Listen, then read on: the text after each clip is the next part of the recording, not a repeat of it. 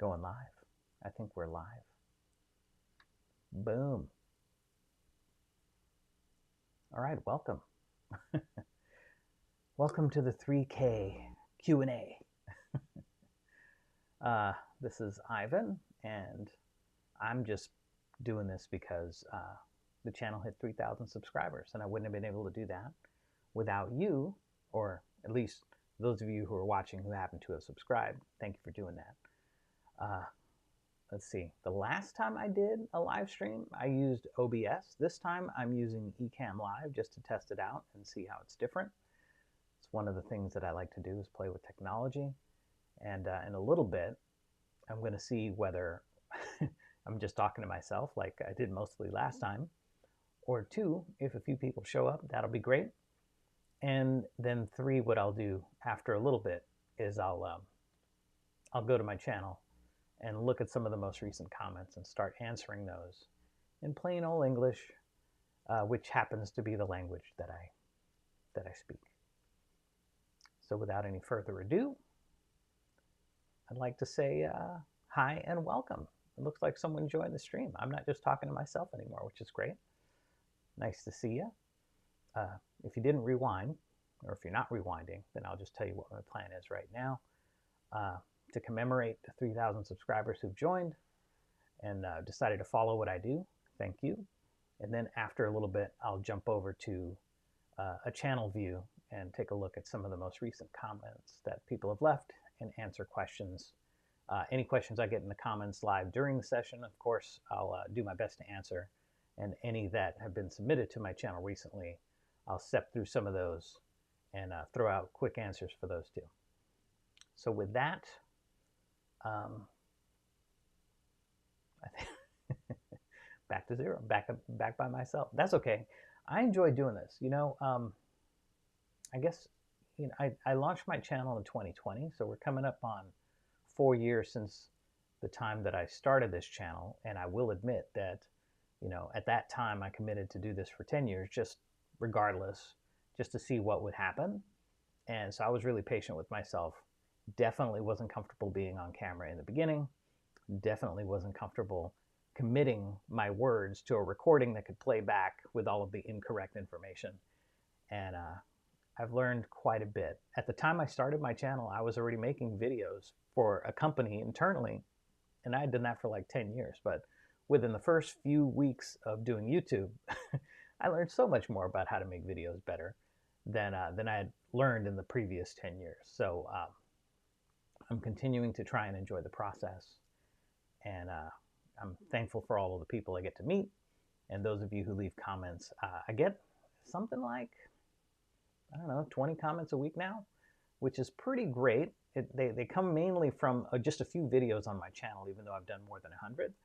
And I find that each time people ask questions, I learn something. So thank you for that. So without any further ado, or I guess further adont, I'm going to go ahead and switch my view to show you my channel, and we'll take a look at some of the most recent comments that I've received. So let's see. So this is my channel here. We're going to go here to notifications, and we'll look here. So this looks like, is this Colin? Colin says, very informative, but lose the awful background music. And this was for the Toast DVD walkthrough. And that is a completely fair point, because at that time when I was making my videos, I would start off with music and I'd kind of play it low in the background all the way through. But I've gotten some feedback from people over the years that they just want to hear what I have to say, not so much the music. So when I use music nowadays, I tend to just sort of have a little bit of an intro music. Most of the video, it has no music at all, and then at the very end, I bring a little music back. Of course, live streams are different, so no music. No music at all. All right, let's see. Next one, we've got Factoid. They're basically asking, so this is the transfer your data from one iPhone, from an old iPhone to a new iPhone. This one describes how to do it using the iCloud backup method. and the person is asking me essentially whether they should first sign out of iCloud on their phone before they erase it so that they don't put their iCloud data in jeopardy. And the way that iOS works is, and actually I think Google works this way too, they don't make it easy for you to delete your account data. So there's not an easy way to just go to iCloud and be like, well, let me say this, from the phone. There's not an easy way to go to iCloud and say, let me just delete my entire iCloud account.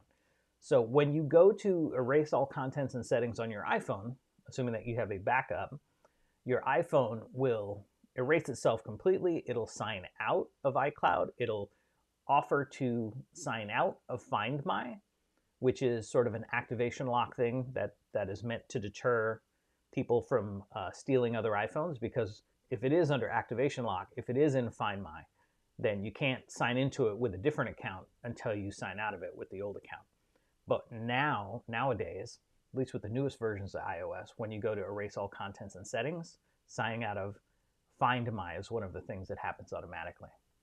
So to answer this question, you don't need to worry about signing out of iCloud first. When you erase all contents and settings, your phone will sign out of iCloud. Your iCloud data will be preserved, and on your new phone, you can sign in. But what I like to do, because I'm extra paranoid, is I like to sign into the new phone first with that same iCloud account.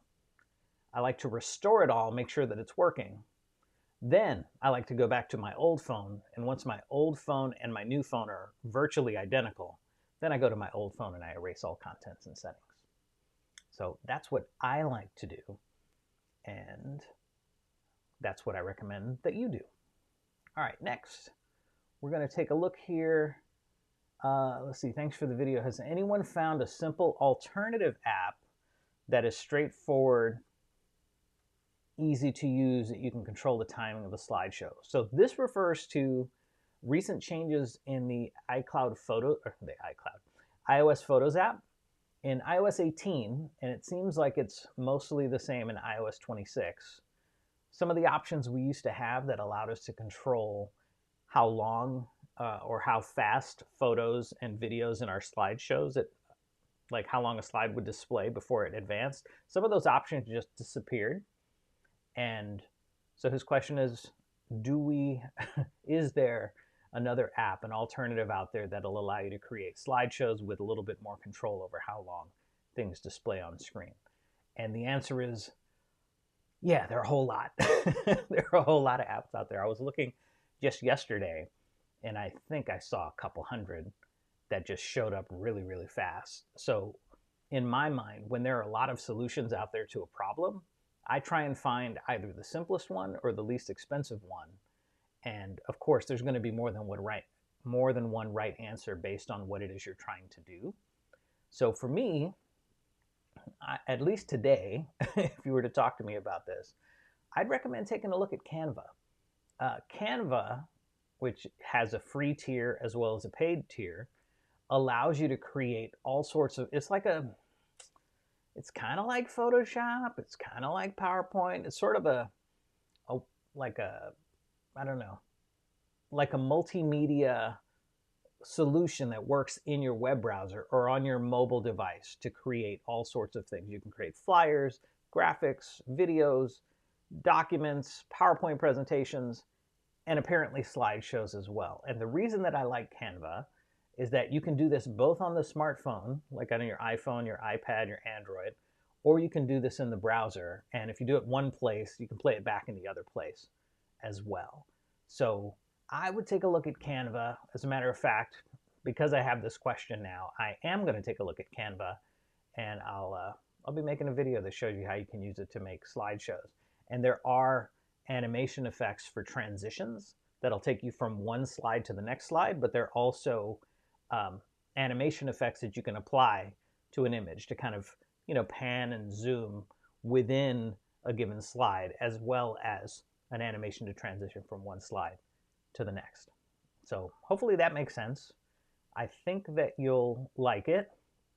DG Jones, I think try it out. If you have any questions, let me know. And I'll also make a video and show what I learned about the process. All right, let's take a look at the next one. let's see. Hi, Ivan. I have my slideshow open. I have a MacBook Air. I own my music apps, and the problem I have is the song is shaded and I cannot select it, but I own it. Okay, so I feel like I've answered this in a previous video, but I can't remember, and I looked for the answer and I can't find it. So I'm probably having a senior moment. But it turns out, at least on the Mac, when you create a slideshow in the Photos app, you can use music, but there are two requirements. One, the first is that the song that you're trying to use not be copy protected.